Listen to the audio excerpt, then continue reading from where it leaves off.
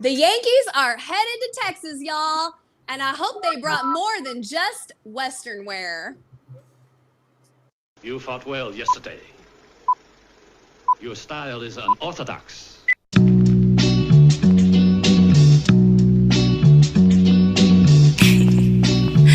Scorpio.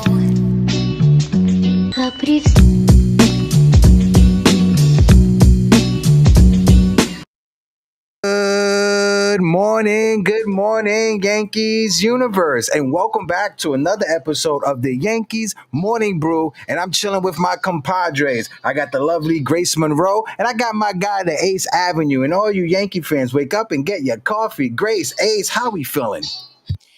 Woo, I'm feeling good, y'all. All my dreams came true. If y'all didn't see, the Yankees dressed up in Western wear for their flight to Texas. And basically, that was my personal dream come true. I saw Giancarlo Stanton in a cowboy hat. I saw Aaron Judge in a cowboy hat. I didn't see a picture of Jazz, which I'm sure he was looking fly as hell. I've got to find a picture of Jazz in his Western wear. People were sending me pictures of Jason Dominguez in his Western wear. He was looking adorable. So I'm glad to see that the guys are getting up for this series, and I'm excited to see what they're going to do in Houston. Yeah. Shout out to the chat. Sorry guys about the late start. We started today at 1:15, not 12. I had to do some work today, so that's on me, on nobody else. But I'm gonna kick it to my man Ace. Ace, how you feeling? You like the cowboy wear? What's your thoughts on the Yankees and their cowboy swag? Man, I'm doing great as always. Thank you for having me on. Grace, did you get all hot and bothered when you saw Giancarlo Stanton? Did he have the Spurs on and everything? Talking about howdy, y'all. Grace you know it. Fainted. You know it. The bad boys boys always wear black cowboy hats. That's all I'm gonna say about that. Woo! Oh, okay. All right. We already know Grace likes the gentlemen's with the black Cowboys hats. All right. That's what we're gonna say about that. But no, the New York Yankees, we finished the road trip. Solid road trip. We was able to take 3 out of 4 in Chicago. I would have loved the sweep. But with the Yankees being off yesterday, the Toronto Blue Jays lost, and I believe the Red Sox lost as well. With both the Red Sox and the Blue Jays losing, the Yankees are now 3 games behind the Toronto Blue Jays for first place in the AL East. We start a 3-game series with the Houston Astros tonight. Then we have the Toronto Blue Jays later on in the week. Folks, how we feeling coming into this Yankee week? Ace, I'll kick it over to you first. Feels great. Yankees handled their business against teams that they were supposed to handle, and I'm not taking this lightly when I'm saying that this is the most important 12-game stretch of the 2025 season. From a momentum standpoint, you have to keep that momentum going. You're facing 4 teams this week and next week that are all in the playoffs that you might be potentially matching up against when it comes down to the nitty-gritty. And will the Yankees rise to the occasion? We're gonna hope that they can. They handled their business, like you said. 3 out of 4 is great. That's exactly what I wanted. Sweeping the team 4 out of 4 games is very, very difficult. No matter how bad the teams are, it's almost damn near impossible to ask a team to get 4 games swept. But the White Sox did their thing. We will be facing them later on in the season. But it all starts now. The gauntlet starts now against a familiar foe that has dominated us for damn near a decade. The Yankees, like Grace said, wearing their Western wear. They're getting up for this game, hopefully, and hopefully we see some production on the field, because right now we're putting some pressure on the AL East. Toronto, who only had one good stretch to overtake us, they're starting to feel the pressure. We're right on their asses. Oh, yeah. They lost yesterday, so we're only 2.5 back. From 2.5.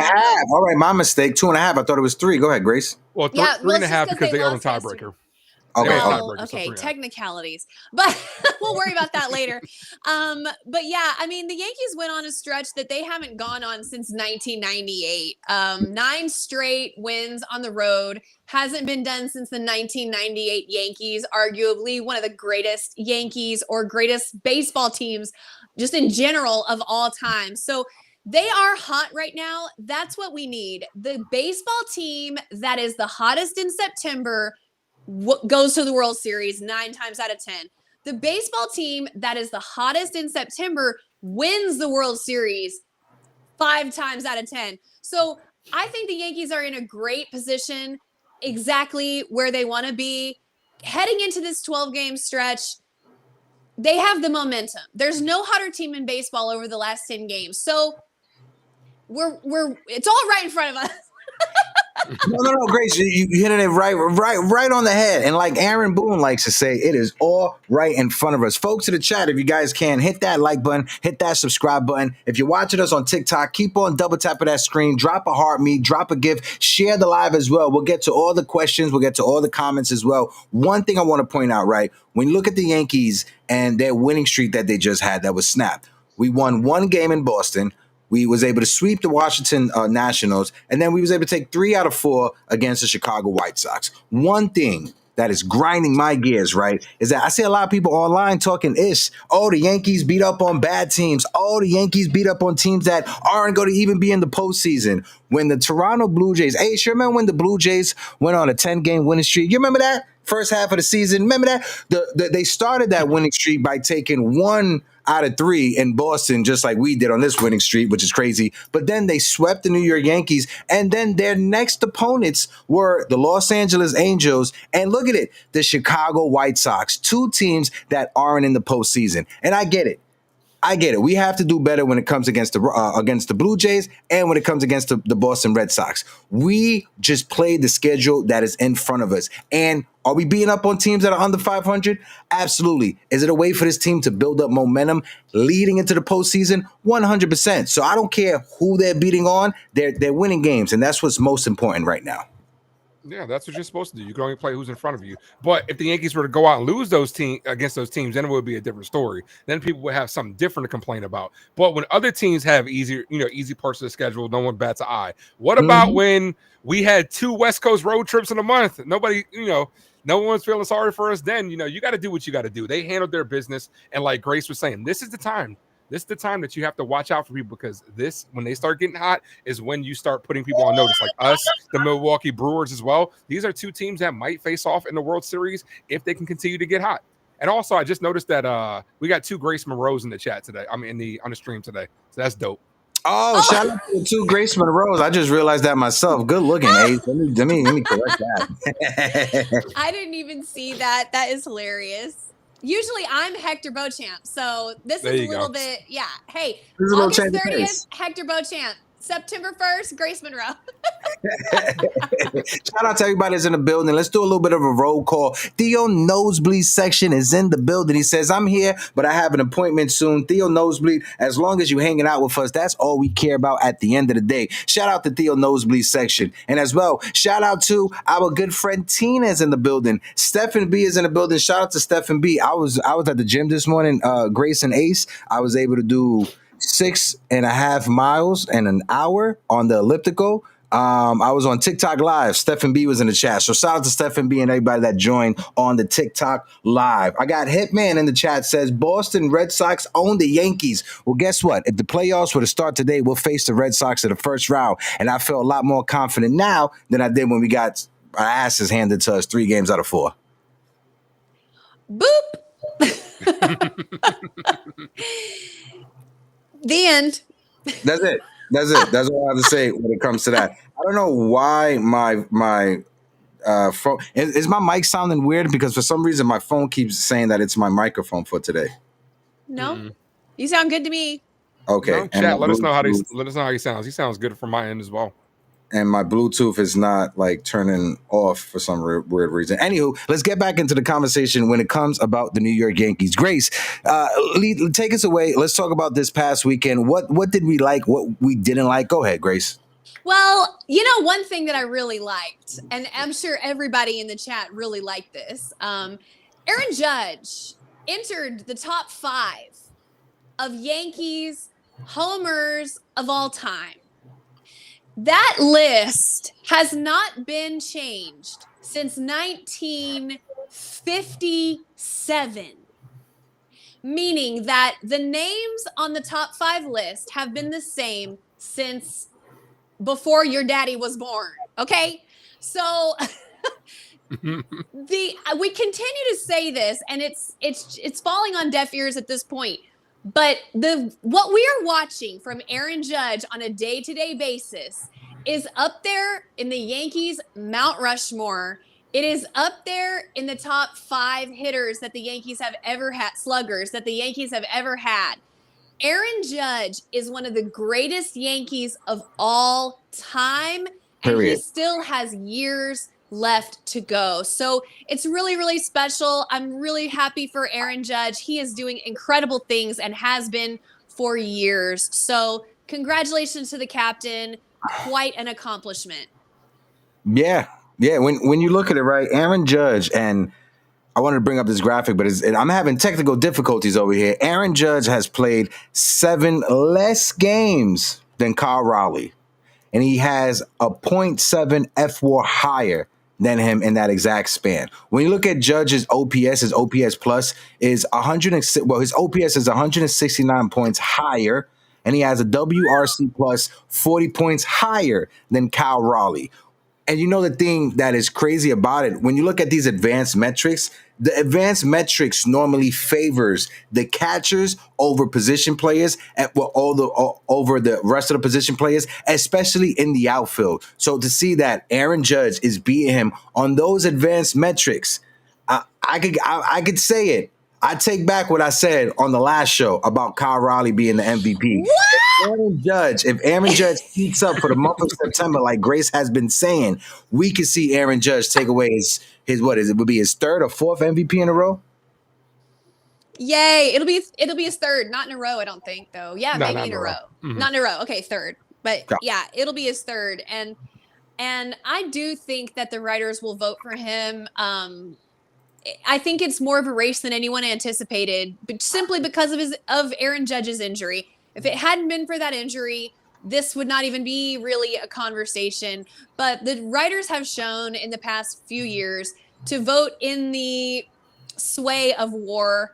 And I think as long as Aaron Judge leads the WAR conversation, as well as his batting average is so much higher, his OPS is so much higher, and his on-base percentage, his slug, all of that stuff, simply he hasn't played as many games, so the runs aren't as high, the RBIs aren't as high, but by barely, I think that the writers will vote for Aaron Judge at the end of the day. And if he gets back in the outfield, this conversation's over. Yeah, I gotta agree. Yeah, I could see that. The boy just entered the top 5 in all-time Yankees home run list this past weekend. Definitely is going to pass DiMaggio. Might pass DiMaggio this weekend. This week, I should say. But, after that you're looking at Garrett, Mantle, and Ruth. I was doing some numbers, right? He's about 300 and something behind Babe Ruth for all time. If the dude averaged about 50 home runs for the next 6 years, which he's definitely capable of doing, obviously, maybe he'll dip into the 40s. Maybe he might, be the all-time Yankee home run list leader. But when it's all said and done, we'll never know. When you look at the numbers on the season, 324, 43 home runs, 97 RBIs, and being absent, which would in like how many games he missed? Like 2 weeks he missed, and all that time, and he still has these numbers. Yep. Yeah, and He's not to mention freak. a slow start. And not to mention slow start after coming off the IL. He got off to a real slow start. Yeah, he did. I think over like an 18 or 20 game span, he was hitting like 200. His batting average like dropped from like 350, 360 to what it is right now. But you see him over the weekend and get a 3-hit game. Yesterday, he started the game with not yesterday, but Sunday's game. He started the game with a home run. I was excited. Ace, I was in Orchard Beach hanging out with the boys. I was out there with Hoops in the Sun, Latino Sports. We had our celebrity and health basketball game that was out there. I got the notification that Judge hit the home run. I felt good. I think every Yankee fan expected the Yankees to win that game when Aaron Judge started the game the way he started it off. We lost the game. I know Yankee fans want to be greedy, 3 out of 4, but I would have really liked for us to sweep them 7 games in a row against the Nationals and the White Sox. Again, you don't make the schedule that's in front of you. You take advantage of the bad teams when you got to take advantage of them. Giancarlo was absolutely robbed of a home run. He was. Good on Tauchman. It was a great play. Shout out to but Tauchman. Man, Stanton had that one gone. I mean, Mike reached over the fence to get it and bring it back in. Like I said, a great play, but if Giancarlo would have had a home or 2, we all definitely would have been like, oh, we're sweeping the White Sox 4-game series. But when he got that one robbed, I was like, and then I kind of had this feeling like, Yeah. But when Judge and Stanton go yard, we win. Yeah. Yeah, more often than not. And now, like I said, would I've loved to see Giancarlo Stanton to start the season with the team? Absolutely. Right now is when we need Giancarlo Stanton. Tonight, he's playing left field in Houston. You already know that Crawford box, so it's a smaller left field for him to navigate. This is the first time he's playing left field since 2023, a couple of seasons. The last time he played left field was against the Boston Red Sox. Listen, Giancarlo Stanton, you try to get him in the lineup as much as you can. The one thing, and again, hindsight 50-50, armchair Monday morning quarterback, right? This is very easy for us to complain here on a Tuesday, but that last game, Paul Goldschmidt, I got love for the veteran. He's had a solid season with the New York Yankees.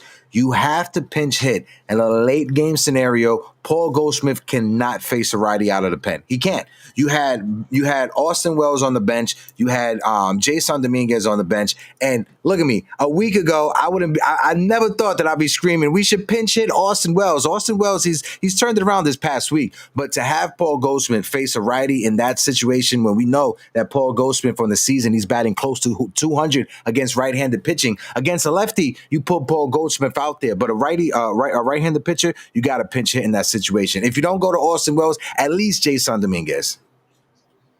I was surprised not to see Jason Dominguez there, but Aaron Boone confounds all logic at times, so who knows? That's an understatement, but yeah. I think Goldschmidt has, his role should be reduced with respect. With respect. I love Paul Goldschmidt. Same. But yeah, I agree.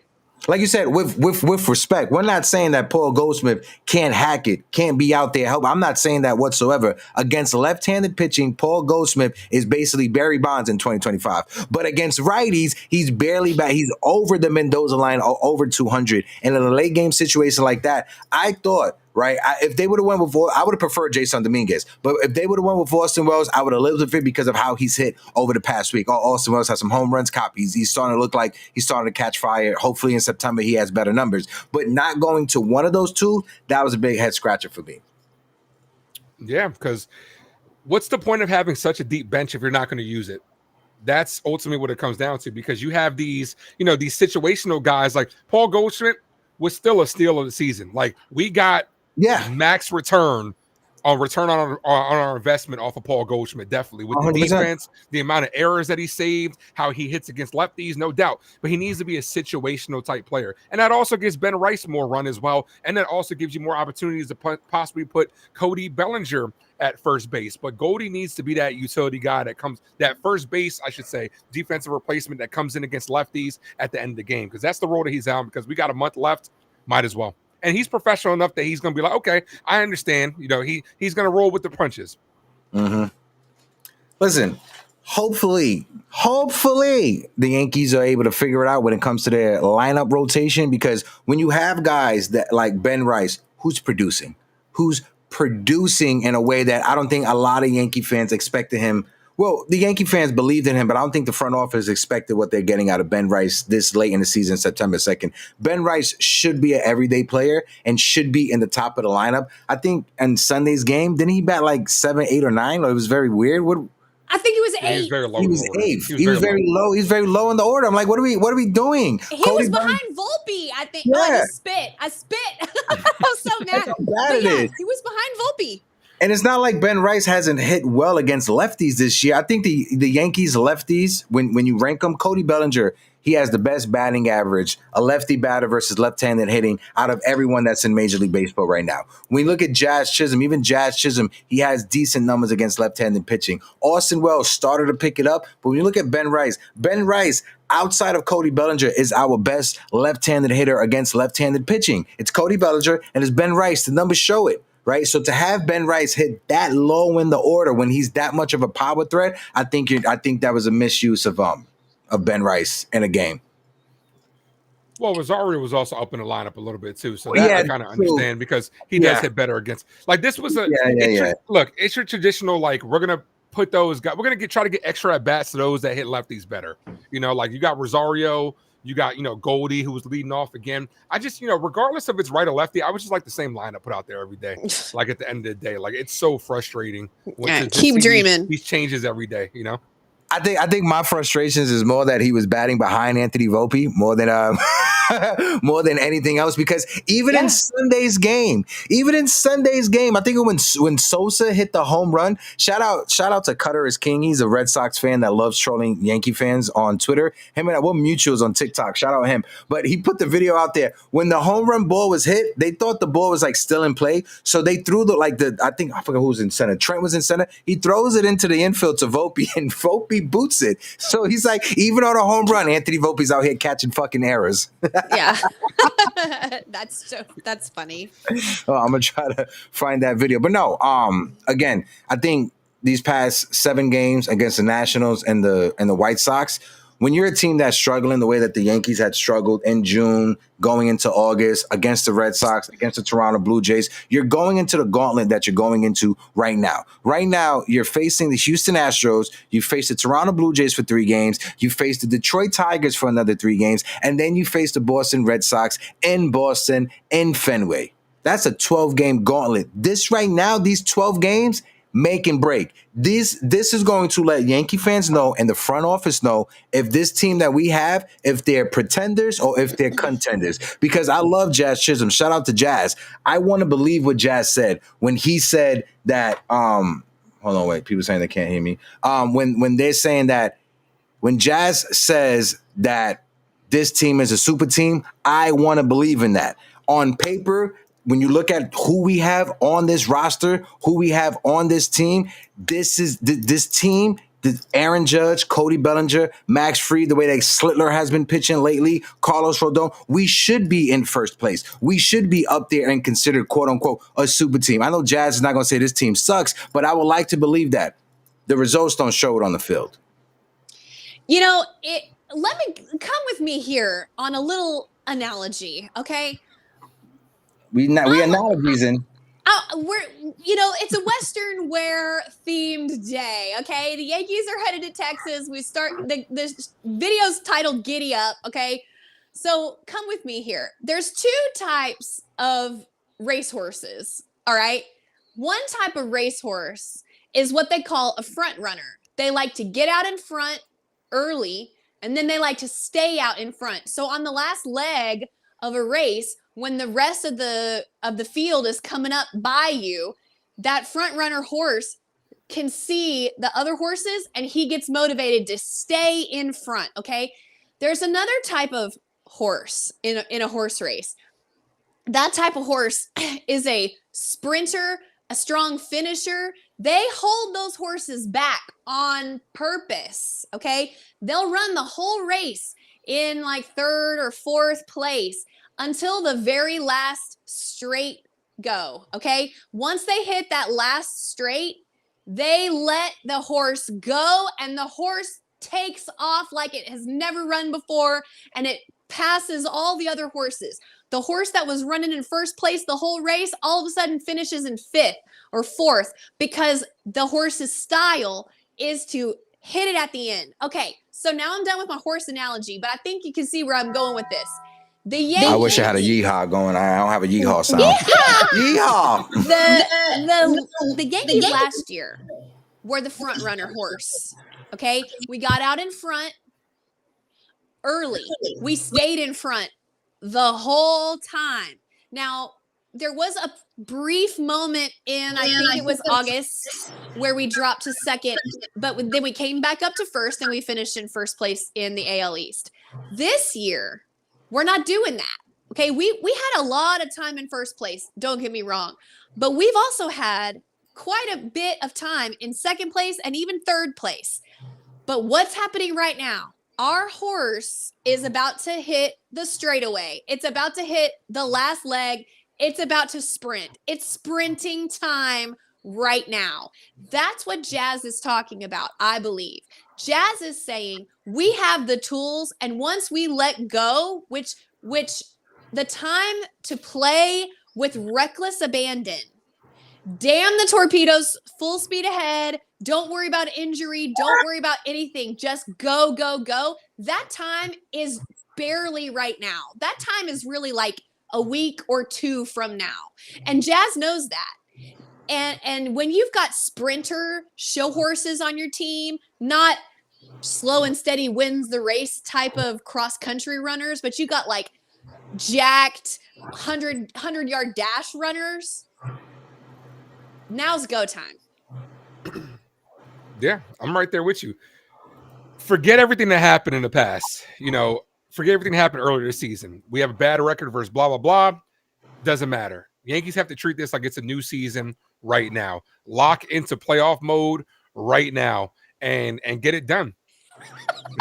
We got horses, baby. We got horses, y'all. We got horses out here, all right? The Yankees got the horses out here. But no, to Grace's point and to what you were saying about Jazz Chisholm, right? Shout out to everybody that's in the chat, everybody who's watching us. Appreciate everybody who is in the building. To your point, Grace, right now in September, right? I love you so much. In September, there's like 20-something, 25-something games left to go. This is the last month of Yankee baseball. Right. We have a 12-game gauntlet right now against teams that are going to be in the postseason. These are teams that are going to be competing for the AL crown in the American League so they can represent the AL in the World Series. The gauntlet of teams that we're facing right now, like I said, it's going to make or break us. We are going to see if the Yankees are pretenders or contenders over these next 12 games. And I think that's the perfect way to put it. Speaking of Jazz, before we change the subject, can I just say one thing about Jazz real quick? Go ahead. Did y'all realize that Jazz, I know y'all probably saw the graphic, that Jazz becomes the 6th Yankee of all time to join the 25-25 club, 25 home runs, 25 stolen bases. He's only the 6th Yankee of all time. Listen to this. But listen to this. Do you know how many Yankees have had a 30-30 season? One. This shocked me. One. Two. Soriano. That's what you're thinking of, right? And Bobby Bonds in 1975. Oh, yeah. Barry Bonds' father. Barry Bonds' father. Yes. I mean, that was way before any of us were born, Hector. But yeah. Only 2 Yankees in the history of the planet Earth have had 30-30 years. Jazz Chisholm is on the precipice of joining this elite company. I could not believe, out of all the years of winning baseball, the New York Yankees have only had 2 players achieve a 30-30 season. So let's just take a second and not undersell what Jazz Chisholm Jr. is doing. He even spent some time on the IL. He even went down on a rehab. Oh, sorry, Ace. Yeah. Jump in. I mean, yeah, I was going to mention that also. Yeah, well, y'all jump in because I want to talk about this for a second. What Jazz is doing is absolutely phenomenal. And we haven't seen it in the Bronx in 20 years. And then before that, 30 years. So this is extremely rare. Y'all, jump in. Go ahead, Ace. You can take it, brother. There's one person on this panel that's been calling for a 30-30 season from Jazz Chisholm for about a month and a half, and that's the lovely Grace Monroe. She's been calling for it, despite him missing time, and he did get off to initial struggles, despite even coming off the home run derby. We did see that his swing was a little impacted, but he definitely has a shot. Jazz is having a good year, but also we have a lot of guys that could potentially hit 30 home runs this year. Grisham, who's never done it as well. Our whole entire outfield might be doing that. We might have a bunch of guys that are in like 25. I think Volpe's within range, Wells in range with it as well. But yeah, Jazz is definitely a guy that we clamor about Jazz a lot over here on Uptown Sports, no doubt. Like we talk about him, friend of the channel. I think Jazz is the guy that I would definitely extend. He's got that 5-tool talent, that potential, that moxie, that energy, that guy that can help build a culture for this team instead of just being all bland and button up. He brings that excitement, that energy, and I would love for him to have a nice little career year here. There's two tabs that I want to bring up real quick, right? One, because you mentioned both. We were talking about Jazz Chisholm, right? When you look at Jazz Chisholm, where he ranks in the American League for second baseman, Jazz Chisholm has the highest WAR for second basemen. Talk about it. He is higher than Grace Monroe's favorite Yankee of all time, Gleyber Torres, higher than Marcus Semien, higher than Jose Altuve, who doesn't know if he's a second baseman or a left fielder, and higher than this young man, Daniel Schiemann. I hope I pronounce his name properly. A 1.8 WAR. I hate having to say his name because I can get it wrong all the time. Jazz Chisholm is the best second baseman in the American League. And this is a guy that the Yankees try to force and turn him into a third baseman because we were trying to cater to DJ LeMahieu. Jazz Chisholm understands where his strengths are. Jazz Chisholm understands where his natural position should be, and that's up the middle, whether that's shortstop, second base, or center field. Jazz Chisholm is that guy. I am happy he's our second baseman. Yeah, Hector, as of August 26th, which was, a few days ago, Fireside Yankees posted a graphic saying that Jazz Chisholm was among the American League second basemen, first in WRC+, first in FWAR, first in OPS, first in slug, first in home runs, first in RBIs, and first in stolen bases. Jazz Chisholm Jr. is having the best season of all American League second basemen. That's a fact. And remember, there was a stretch where he wasn't stealing bases. No, nope. Like, I don't know if it was the injury that he was dealing with, but he went for a good month and a half without really stealing. So imagine if he even stole half the time during that stretch, how many stolen bases he'd have and how many more runs we'd have. Who's crying for Gleyber Torres now? Not I. There are still fans that are, though. Like, my nephew is one of them. My nephew, no matter what happens, we can have Aaron Judge play Gold Glove defense at second base, and he still loves Gleyber. That's what it comes down to. Gleyber's a fan favorite. Guys, we got over 30 people on YouTube watching us. If you guys can, drop that like button, hit that subscribe button. When it comes to subscribers, we are sitting at 5,689 subscribers. We are almost at 57 and almost at 6,000 subs. So help us out. Hit a subscribe button. Share this with your friend. Follow us on all social media platforms, whether that's Twitter, whether that's TikTok. Make sure you guys are subscribing to the Ace Avenue. I think Jacob Petrucci put his channel in the chat as well. Double A is in the building. Let's do a roll call real quick before we get to this next question. I think we got like 15, 20 minutes before we close out the show today. Shout out to Double A. I want to shout out Double A. Shout out big time Jerry Cadill. My man Dev Finch is in the building. Devino Finchery, how are you doing, sir? Appreciate you. Stephen B is in the building. Steph, I appreciate you. Shout out to you. We got Jose Medina in the building who said there was a lineup: Wells 206, Volpe 208, McMahon 202 hitting with Dominguez a switch hitter batting 256 ninth. Moron manager and management. Jose Medina, I think you and every Yankee fan in the world feels the same way. LB is in the building. Shout out to LB. Spencer Jones. We'll touch on Spencer Jones in a second, but there was a conversation that they were having on Talking Yankees. Shout out to them. They do amazing work over there talking about Trent Grisham. And if this season is an outlier, I want to play their video. That way we can have the conversation around this question. So I want to play their video first. My pride of the Yankees will be going to Trent Grisham. He's hot. And the Grand Slam was awesome. The other home run was awesome. His enthusiasm has been a little different. Pride of the Yankees is brought to you by DraftKings. We had 7 home runs in a 10-game stretch, and they were showing how meaningful they are. 353 on base, 830 OPS on the year. 28 homers on the season. Like, the year-end numbers are going to be pretty crazy for what would currently be his one outlier season. Baseball has had a few guys who break out a little later. Max Muncy, Justin Turner. Maybe Trent's that guy. He was a big prospect, and it feels like something clicked offensively. He's going to hit 30 homers. And that's the question that I propose to you guys. Do you guys feel that this season from Trent Grisham is an outlier, or is he just a late did he blossom late? Aaron Judge came up when he was 25 years old, right? They read off names that they blossomed later on in his career. Justin Turner won a championship or a couple championships with the Dodgers. What's your guys' thoughts on that? Yeah, Grace. I love Trent Grisham. I think, when Devin Williams spoke about him early in this season, it really put it in perspective for me, because I don't remember him as a prospect. I don't remember him coming up. But Devin Williams said, they asked him, can you believe what you're seeing from Trent Grisham right now? And Devin goes, yeah, I can, because I played against him in the minor leagues. The guy was crazy on fire. And I remember when I heard Devin say that, I was like, what? Trent had smoke? Like, I didn't know that. He didn't come up in the Yankees system, so I didn't hear about him and I didn't follow him. And he didn't come up in the AL East. You know what I mean? So, like, for me, it was not on my radar.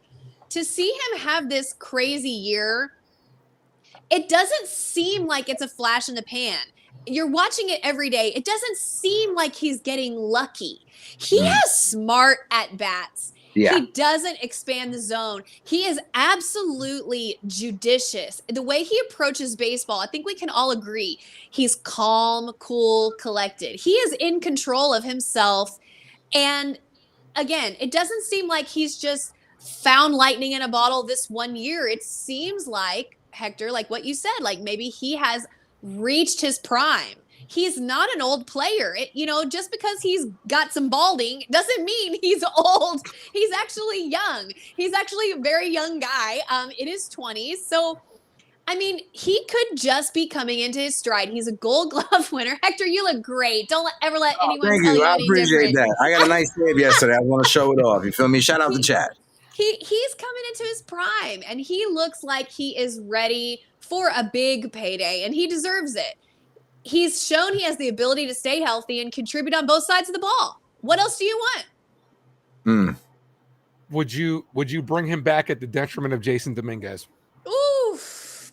Because ultimately, that's the decision the Yankees have to make. Like, realistically, like, what scares me is I could see two things can be true. I could appreciate the year he's had for us, but also be concerned for the future. Because, like you said, he's 28 years old, so that's not old by any stretch of the imagination. He is having a career year. And it also infuriates me that this is the guy that was sitting on the bench when Alex Verdugo was hitting like 1-something in our postseason run. So we could have used his pop off the bench.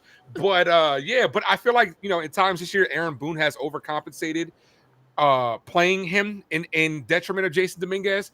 But it's like, I don't think he's going to be a Yankee, only because I think somebody is going to overpay him, because he's earned that. I think all it takes is one team. I could see maybe the Mets doing it. I could see a team that needs an outfielder doing it as well. So that's the only reason I wouldn't bring him back. But me personally, he's plan B for me. Bellinger's plan A. Bellinger's priority number 1 for me.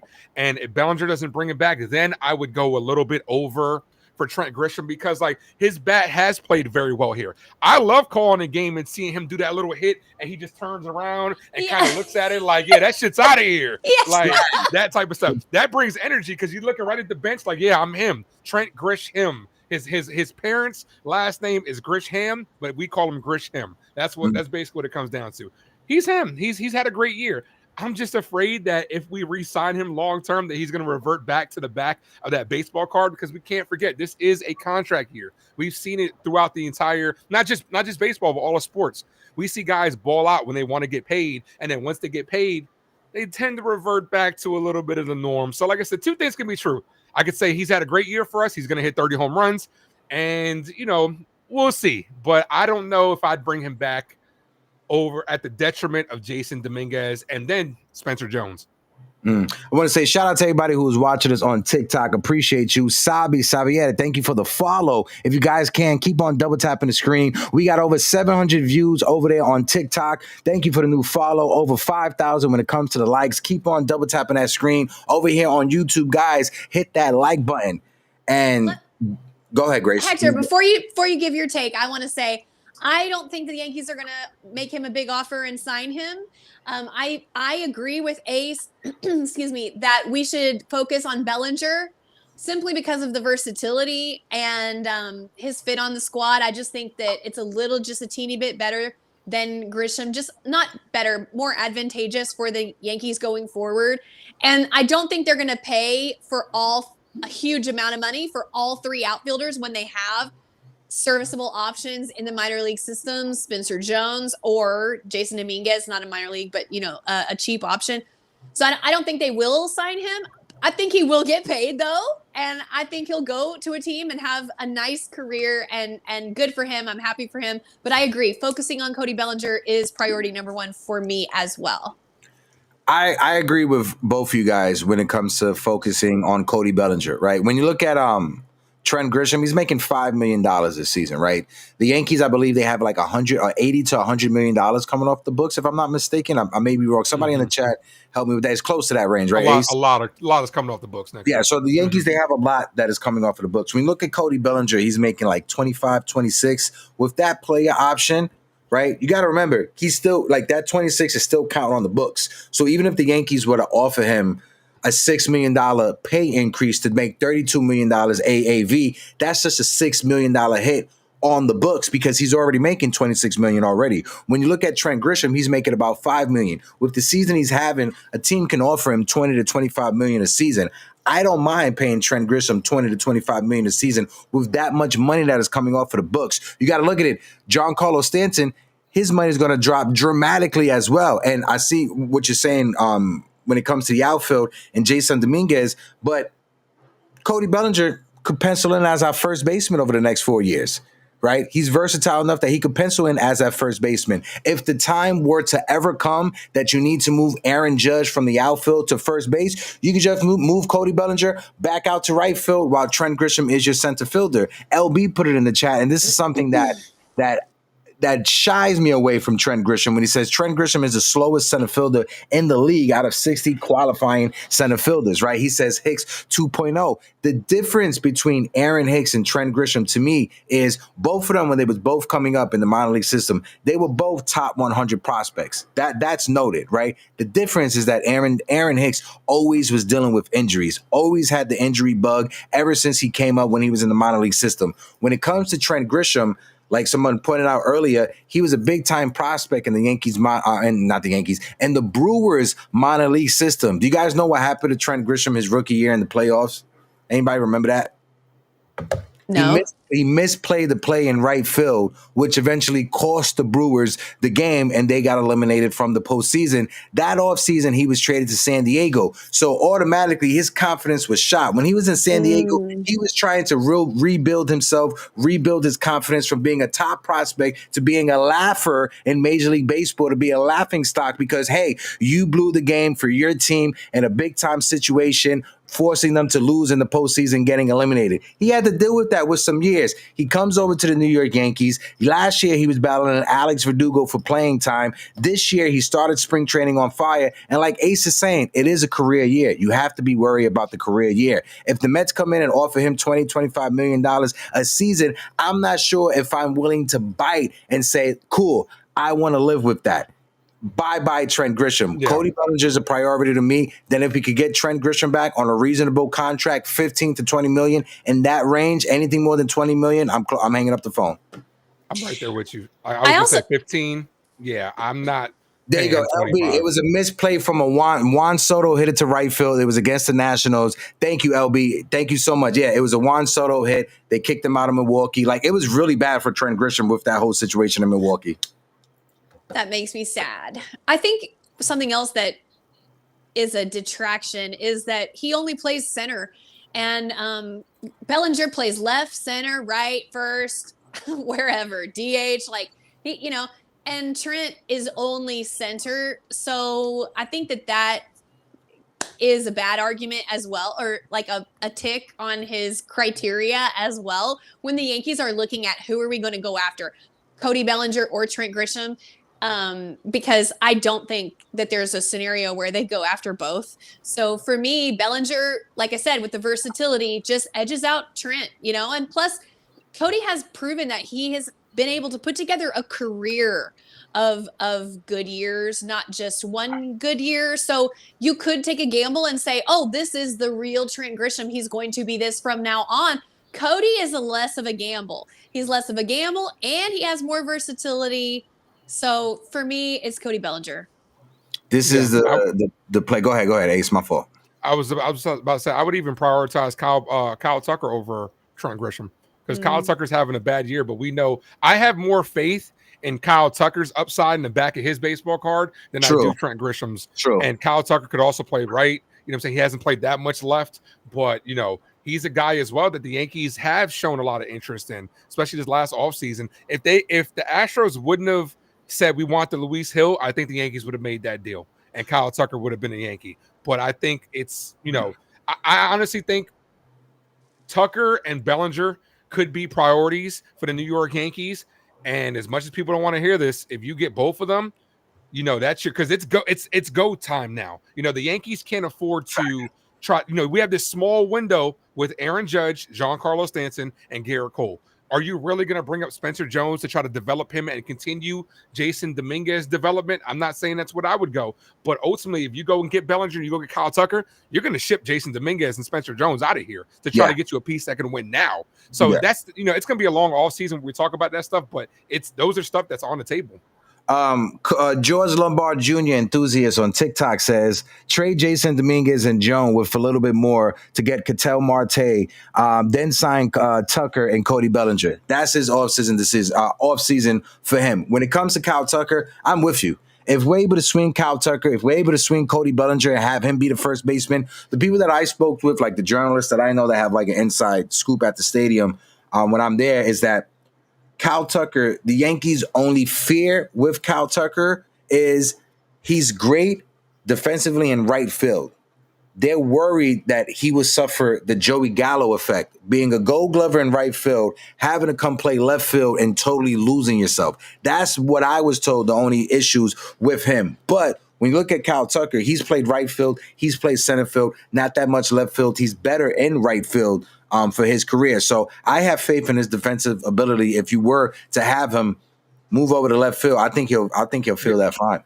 Why not move Judge over to left field? You know what I'm saying? Like Aaron Judge, he's done it a couple of times, and it's less of a strain in throwing too, especially if Judge is going to have arm problems, which we don't know, knock on wood. But left field isn't required to make that long throw from right field to third base. So maybe that's something the Yankees might want to consider. Maybe Kyle Tucker in right field, Aaron Judge in left field, Cody Bellinger in center field.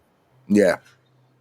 That's about Steven. Hold on, I just want to play this real quick because this is that play that I was talking about, Grace. This was against the Nationals in the postseason, and this is the year that the Nationals won the World Series in 2019. Drive, base hit to right. That'll score one. That'll score two as the ball gets away from Grisham and right.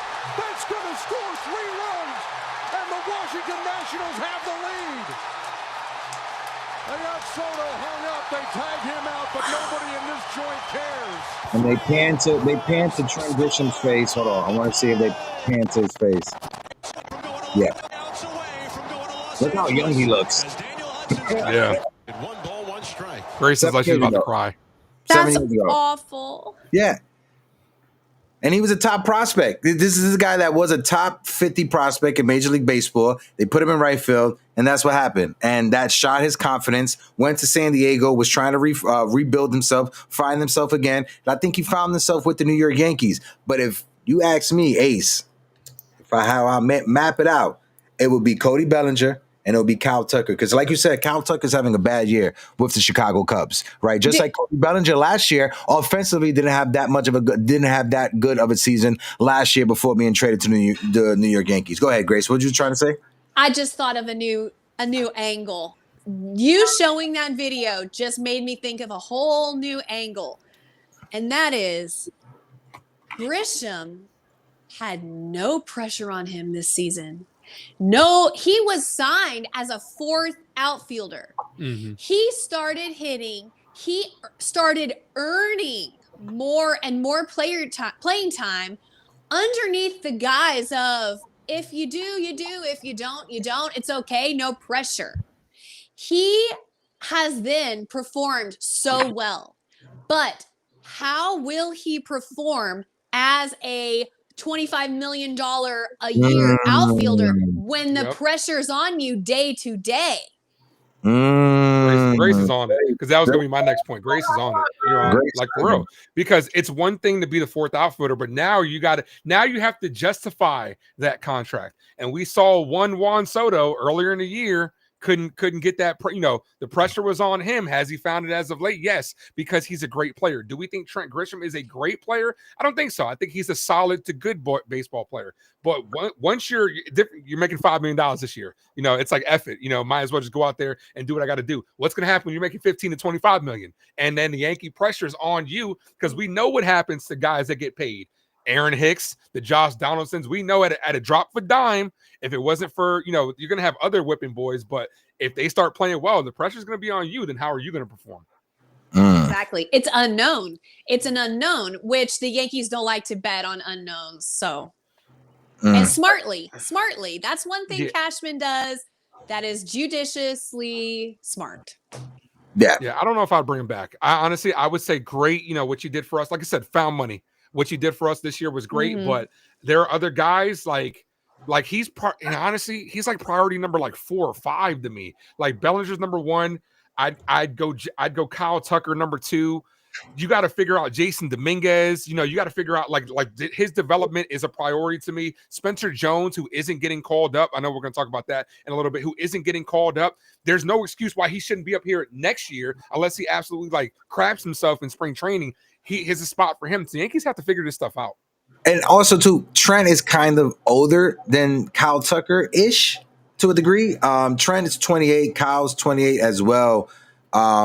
No, they're around the same. No, it's just Kyle Tucker was born in 97, but in January, Trent was born in 96 in November. So it's literally like a span of like a couple of months or a few weeks that separate the two of them. But it's coming down to who do you think would be a better fit over the life of their contract, right? And I trust Kyle Tucker more than I trust Trent Grisham because, like you said, Ace, go to the back of the baseball court. And what does it show you? It shows you a guy who's a consistent hitter. It shows you a guy who is a solid, close to Gold Glove defender in the outfield, whether it's right field, whether it's center field. And I think he could play left field in Yankee Stadium. I definitely believe he could play left field in Yankee Stadium. The reason why I would stay away from Judge moving to left field is because of that toe.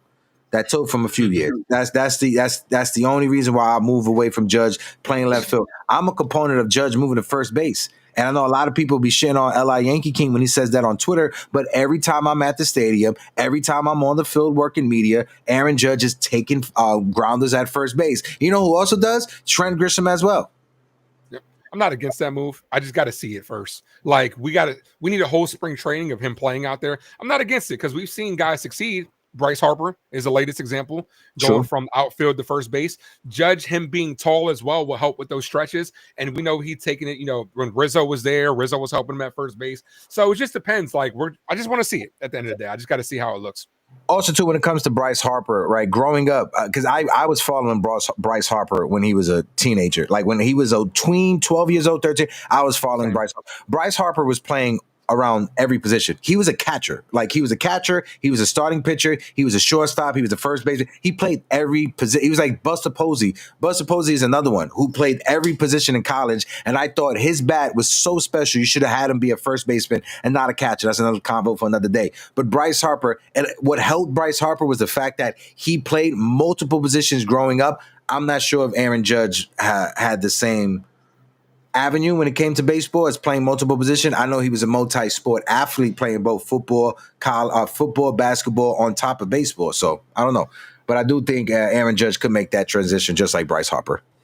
Have we heard any update on him going back to the outfield? Yeah, you actually did from Aaron Boone. Aaron Boone, I think it was yesterday. I just want to say thank you to Keep Up the Book for the follow on TikTok. And we just got another follow. I appreciate you as well. Keep Up the Book, that's a dope name. When it comes to Judge, Boone, I think it was yesterday or today, said that that Giancarlo Stanton will be playing in left field, and he doesn't rule out Aaron Judge being in the outfield very soon. Okay, great. I had not heard that, so I appreciate you giving the update there. That's a good sign. I wanted to hear anything about that, especially since the last thing we had heard Aaron Boone say was that he wasn't going to do it for the rest of the season. Yeah. Remember? So this is good. This is good. Okay, hopefully he gets back out there soon and his arm is okay, or elbow, whatever it is okay, because that would be ideal. It would be ideal to have Giancarlo Stanton in the lineup every single day as DH. So hopefully we can get that going soon. Yeah. Stanton is balling though, man. Stanton is like, bro. Maybe going out in the field is it makes you feel like a baseball player again. This dude is balling. Yeah, he's been one of our best players as of late. And this is a day and age, right, where we have, and I hate to sound like this person who's taking a cheap shot, but I'm gonna sound like this person who's taking a cheap shot on Rafael Devers, because I know there's a lot of background issues, behind the door issues that were going on that a lot of fans don't know. But in the day and age when you have superstar players with big time contracts refusing to move positions, when you have Giancarlo Stanton, who started the season with no fucking elbows, right? And now he just came back from injury, just got back in the lineup, and then the star of your team, your captain, number 99, goes down. And what does Giancarlo do? He said, Coach, I got you. Give me some Ben Gay. Give me some icy hot. I'm here in the outfield, and I'm going to hold this team down. And he has been one of the better hitters, not just on this team, but in all of Major League Baseball in this time span of him being in the outfield. They asked him, so how are your elbows? Are you not having any pain? And he goes, it doesn't matter. Bro is in pain. He is just gutting through it. That is a baseball player, like a vintage, old school Yankees baseball guy. God, I just love him. He reminds me, and this is stories that my uncle used to tell me growing up, like Mickey Mantle after the games would be ice, be hurt, hip surgery, hip injury, but he's still out there in the outfield, and that's what we're getting from Giancarlo Stanton again. And I've said this, I've been on the record by saying this numerous times. Since Giancarlo Stanton has been a New York Yankee, it hasn't been peaches and rainbows. It hasn't been sunshines and bunny rabbits. It hasn't been the perfect marriage, right? But when he struggles, he holds himself more accountable than the fans do. When the reporters ask you, hey, the fans are booing you, how does it feel? They should boo me. I suck right now. I'm not coming through when I'm supposed to be coming through. He doesn't shy away from it. He doesn't shy away from the tough questions. He holds himself responsible. When the Yankees got that ring, that AL championship ring, what did he say? He's like, y'all better not wear that shit.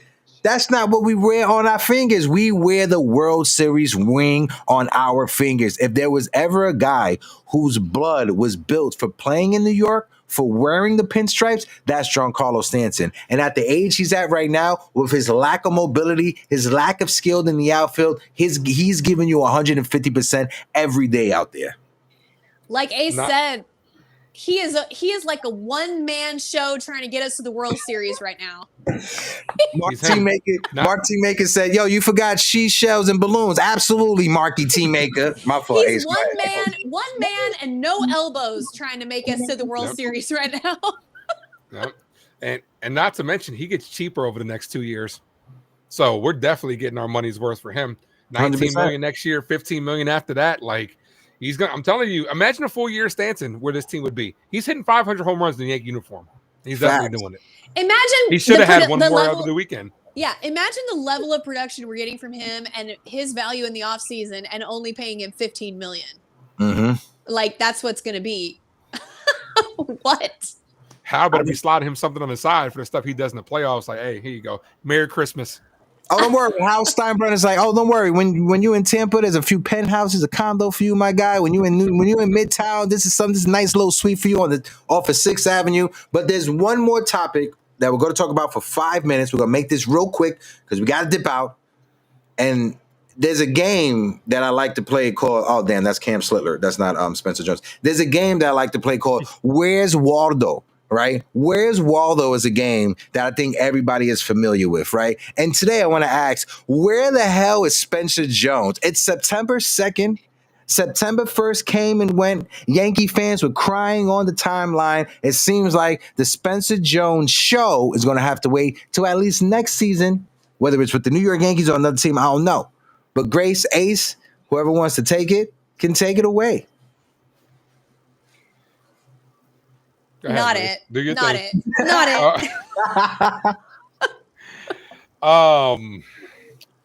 Yeah, don't stop Spencer Jones. Where is this dude, man? Like, I mean, it was the most predictable. Like, honestly, like I was trying to Hector. I did text you. I was trying to squeak this topic in last show because I was like, I don't think we're gonna call up Spencer Jones because like the predictable move of JC Escara and then you bring up Ryan Yarbrough. Yankees are in a situation where they're trying to win. So how are you going to bring up somebody that's going to develop? The conundrum that the Yankees continue to have over the years, trying to win and trying to develop. Other teams seem to find a good mesh on how to do it, but it just baffles the Yankees on how to do it because we don't know. So it's kind of predictable that Spencer Jones isn't getting the call up. Yankees had a window to do it when Aaron Judge got hurt. They could have called him up then, and let's just see what happens. But ultimately, like, they're doing things that are going to try to help this team win right now. Like JC Escar, we're big fans of him over here. I think he should be getting some more playing time, especially over Austin Wells. Ryan Yarbrough is going to give us some length out of the bullpen as well. A guy that can eat up innings. It'll be good to have him back. He's had a very underrated year for us, a very valuable player when he was healthy. So it's kind of predictable. I'm not shocked by this move. Would I have loved to see Spencer Jones come up? Sure, because it adds that excitement, and it could energize this team. You know who we called up for the first time a couple of years ago in this same exact situation against Houston? Jason Dominguez. And what did he do in his first at-bat? For future Hall of Famer Justin Verlander, put him in the Crawford boxes. Like, it could happen. History could repeat itself. But when it comes to Spencer Jones, I'm getting I said this on Jason Custodio. I was talking to Jason Custodio about this the other day. Jason Dominguez / Spencer Jones is really giving me like Peraza / Volpe vibes. Like, you got these two guys that are kind of coming up at the same time, and you don't really know what to do with them, and they're going to kind of like compete for one spot. But that's a conversation for another day. But I'm not surprised by this. I'm going to say this real quick, and I'll toss it over to Grace. When the Yankees traded for Austin Slater, in my head, I had it. Oh, they're not calling up Spencer Jones. When I saw them trade for that outfielder who kills lefty hitting, who is a great defensive outfielder, I had it in my, they're not calling up Spencer Jones whatsoever. And then the moment he got injured, I'm like, wow, it's going to be interesting what happens around September 1st. And I wanted to wait to have that conversation on September 2nd. And I think every Yankee fan, this was dumb, waking up on September 1st. John, calm down. John, they'll win the next time, John. I hate the Raiders. John, stop. It's going to be okay. Who was he crying to when they traded? What was that meme originally from? He's talking about the Raiders. I think, why was he crying over the Raiders? I forgot what was it from. I forgot the context. That's Cowboy fans now crying over Michael Parsons. That's what it is. Oh, got to throw the stab for the Michael Parsons. Wow.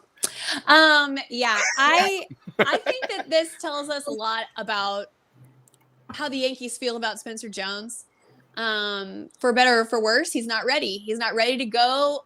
And that's why they acquired Austin Slater. And then we have outfielders that are hitting home runs right now, right? I mean, we have the best home run hitting outfield that the Yankees have had since 1941. I brought this up the other day. We have not had 3 outfielders hit 25 or more home runs since World War II. Okay, so we don't need somebody to come up and hit home runs. That's not fulfilling a need that we currently have right now on the team. Next year is a totally different conversation because we don't know who we're going to lose, who we're going to get, you know what I mean? We don't know what it looks like next year. I think Spencer Jones will get a real long look next year and definitely deserves that and deserves to be in the conversation of being a starting outfielder, barring that they trade him in the offseason. We don't know what their plans are. So But we do know what their plans are for this season. They have shown they have had more than one chance to call up Spencer Jones, and they have not done it. So what does that tell you? That tells you actions speak louder than words. They're talking about, Spencer Jones is the next this, that, and whatever, and the Savior and Jesus Christ wrapped up in a little baby blanket. But they won't call him up. So what does that tell you? Shout out to baby Jesus wrapped up like a pig in a blanket. Shout out to you, Grace. I appreciate that. Shout out to chat as well. Everybody who's in the building. We appreciate everybody who stopped by. Everybody on TikTok, everybody on YouTube. But I'm just happy the Yankees didn't trade Cam Slittler at the trade deadline. Oh, boy, you ain't I'm just lying. happy the Yankees did not trade Mr. Cam Slittler because when you look at it, Cam Slittler, I put this out on Twitter earlier today, posted a 1.60 ERA for the month of August. That's the best by any Yankees starter since integration. With the Yankees starting rotation having his ups and downs with Max Fried, Clark Schmidt being gone because of Tommy John. Carlos Rodon's had a solid season for the New York Yankees. Having a guy come up like Cam Slittler, who's gotten better and better and better with each start. He has a 2.61 ERA. He has 3 or 4 starts in a row where he struck out at least 8 batters. When's the last time we saw a Yankee rookie, a Yankee prospect come up and do this on a consistent basis? We've had flashes of it. Luis Severino showed us flashes of it. We've seen flashes of it. We haven't seen it like we've seen it with Cam Slittler. And when you look at all his starts this season, the most runs he's given up in a start is 3 runs. He's never given he's never given up more than 3 runs in a single start this year. Yep. Cam Slittler is going to, y'all mark my words, I'm about to say this. Cam Slittler is going to be the X factor that takes the 2025 Yankees where they're going. Mm-hmm. Yeah. I can see it. When we look back on this season, we can say the turning point to this season, there's 2 turning points. One, Oswaldo Cabrera going down with his injury, catastrophic. Shout out to my man Oswaldo, love that man. The other turning point for the New York Yankees when this young man came up, Cam Slittler, somebody that, dare I may say, L.I. Yankee King has been screaming. And Ace, you know I'm not lying, Ace, because he was in your chat screaming. The Yankees need to call this guy up. The Yankees need to call. Granted, sometimes when you see a Ferrari across the street looking like a beautiful ass fucking Ferrari, yes, it's gonna perform like a Ferrari. The Yankees were just waiting before they called Cam Slittler up. But I gotta give credit to L.I. Go ahead, Ace, before you shit on him. Well, same guy that also says trade Stanton. So, we win some, we lose some.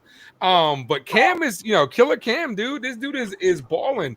A quality start in the last 3 outings. 6 2/3, 3 outings ago. I believe it was 17. It was either 17 or 18 consecutive scoreless innings before he gave up that 1 earned run. Mm-hmm. You don't see that a lot from a young pitcher. And like Grace was saying, he damn sure could be a catalyst that helps this team because as of right now, I have more trust in him than going into the playoffs. I have more trust in him than Mr. Will Warren as well. Why can't he be a 3rd starter? Hell, why can't he in the playoffs just to split the lefties in a longer series, throw him between Rodon and Fried? That's not going to happen though. But why can't he? You know what I'm saying? The guy is dominating. He's got an electric fastball. His secondary stuff is great. And he's got that energy. I saw him stare down a hitter the other day against the White Sox. That he was looking at him, and it looked like he said some expletives towards him. And you saw that? I wasn't there. No, you're not bugging, bro. You're not bugging. He got a mouth on him. Yeah, he was, and he reminds me of Garrett Cole. He really does. He has the look. He has the moxie of it, and he's got that. I'm gonna go out there and dominate you. And you tried to show me up. He side-eyed that guy, and I like to see that. I like to see that energy. So Yankees might have one with this kid. Yeah, Grace, he reminds me. Just to let everybody know, I sent Grace a video of New York kids talking about garbage, about picking up the garbage, and you got to throw out the garbage. Cam Slittler reminds me of one of those kids. That's who he reminds me of. The attitude of just a young New York kid who grew up in Bensonhurst. That's who Cam Slittler reminds me of. And I'm so happy that us as Yankee fans and Yankee content creators were able to witness what we're seeing with Cam Slittler. Again, one of the fastest fastballs in all of Major League Baseball. And this kid came up a month or so ago. A month or so. Records too. Yeah, setting records. Guys, we got to wrap it up. We got to get out of here because Ace has stuff to do. So does Grace as well. Everybody in the chat, appreciate you. AA, Theo, AA. Next season is around the corner, baby. We're going to have some Knicks basketball to talk about. Shout out to big time Jerry Cadill. Love you so much. Marky T-Maker, I appreciate you, Mr. Mark T-Maker. AA as well, thank you again. LB was in the building. I appreciate you. Stephen B, Mr. Sean Browning, I appreciate you. Jose Medina, my guy, Dev Finch. We had Theo Nosebleed section earlier. The Real Bill podcast. I appreciate you. And everybody on TikTok, Mean Gene, Rico, Lovely Luz, Freddie B, the Italian Stallion. How you doing, my man? Appreciate everybody for rocking out with us. Ace, let them know what time you're going to be live today with your live stream. Go ahead. We live a little bit early today because it's marking such a big series that we're about to start in a 12-game stretch. So I want to go on a little bit early just to get people to talk about it. So I'll be live around like 7:40 for an 8:15, 8:10 start time versus the Houston Astros. And this is going to be a huge series, guys.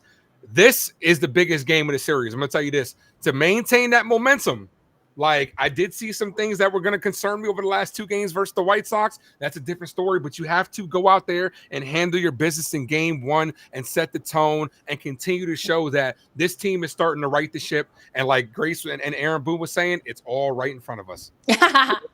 We've got Max Fried on the mound. Tomorrow, Will Warren and then Rodon against Valdez, Alexander, and Javier, respectfully, most likely. So I think we're set up in a good way to come in, attack this series, show them who we are, show everybody who we are. Stay hot and handle Texas. And all we need to go is 500 over the next 12 games, and nobody can stop us. Word. I'd rather 8-4, but I can live with 6-6 over the next 12 games. That's it. Hopefully, the next time we come back on Thursday, we're not struggling because the Yankees are losing, and Houston is going to be a tough one. Make sure you guys are following Ace. Make sure you guys are following Grace. Make sure you follow me on Twitter. Grace loves to live tweet during the game. You can see her explode if something happens that goes in either way for the New York Yankees if you follow Grace Monroe on Twitter. But until next time, y'all, drink your water. Say something positive about yourself every time you wake up in the morning. And I'm Hector. I'm Ace. I'm Grace Monroe. Y'all, and this is the Yankees Morning Brew in the afternoon. In the afternoon. And we'll be back this upcoming Thursday. Appreciate you guys. Arriba the Dirty. Deuces. You fought well yesterday. Your style is unorthodox.